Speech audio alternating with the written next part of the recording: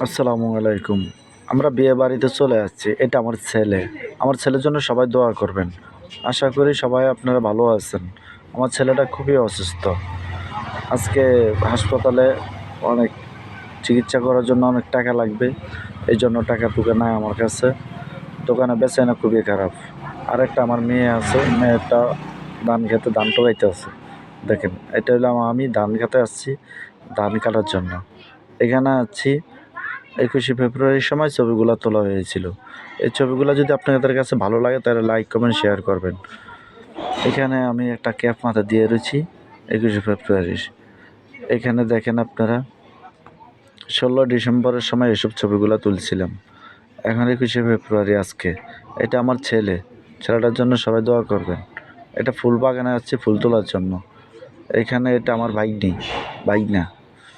এখানে দেখতে পাচ্ছেন এটা আমার ছেলে। ছেলেটা সে সময় ২ মাসের ছবি এটা। ২ মাস যখন হয়েছিল তখনকার ছবি। এটা এলাম আমি বাগানে গেছিলাম একটা ছবি তোলার জন্য, একটা ছবি তুলে নিলাম। দেখতে পাচ্ছেন। আল্লাহ হাফেজ।